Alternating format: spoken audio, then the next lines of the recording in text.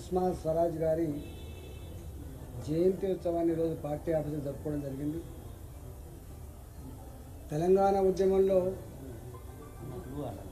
అనేక మంది తెలంగాణ పిల్లలు చనిపోతున్నప్పుడు, మరీ ముఖ్యంగా ఎన్ని వందల మంది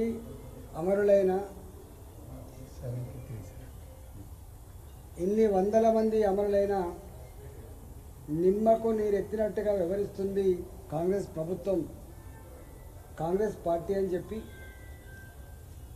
ఆనాడు రంగారెడ్డి జిల్లాకు సంబంధించినటువంటి యువకుడు యాదిరెడ్డి పార్లమెంటు పక్కకే చెట్టుకు ఉరేసుకొని చనిపోయిన ఉదంతం.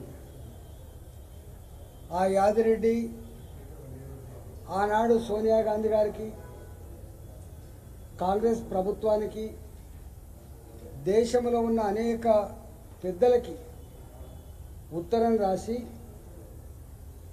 ఢిల్లీలో ఉన్న పాలకులారా, తెలంగాణలో జరుగుతున్నటువంటి ఆత్మహత్యల పరంపర, తల్లుల కడుపు కోతలు మీకు కనపడతలేవా అని చెప్పి ఉత్తరం రాస్తే కన్నీళ్లు పెట్టుకుంటూ దగ్ధ స్వరంతో ఆనాడు సుష్మా స్వరాజ్ గారు భారతీయ జనతా పార్టీ ప్రతిపక్ష నాయకురాలిగా సభలో నిప్పుడు చెరిగి కన్నీళ్లు పెట్టుకొని, తెలంగాణ బిడ్డలారా, మీకోసం కొట్లాడడానికి మేము సిద్ధంగా ఉన్నాం, భారతీయ జనతా పార్టీ మీకు అండగా ఉంటుంది, మీరు ఆత్మహత్యలు చేసుకోవద్దని చెప్పి ఆత్మహత్యల సందర్భంగా ధైర్యం చెప్పినటువంటి, కుటుంబాన్ని ఓదార్చినటువంటి నాయకురాలు సుష్మా స్వరాజ్ గారు.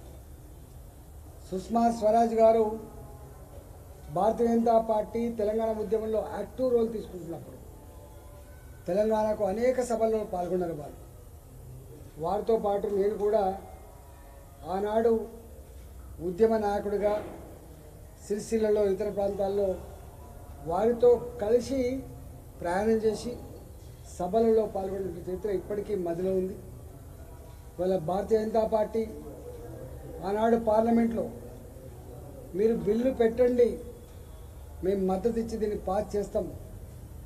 ఆనాడు టీఆర్ఎస్ పార్టీకి ఉన్న ఎంపీల సంఖ్య 2 అయినప్పటికీ ఇవాళ మేమున్నాం మీకు అండగా అని చెప్పి సుష్మా స్వరాజ్ గారు ఆ బిల్లు పెట్టే సందర్భంగా ఏకోన్ముఖంగా శశపిశలు లేకుండా తెలంగాణ రాష్ట్ర ఏర్పాటు బిల్లుకు మద్దతు ఇచ్చిన పార్టీ భారతీయ జనతా పార్టీ.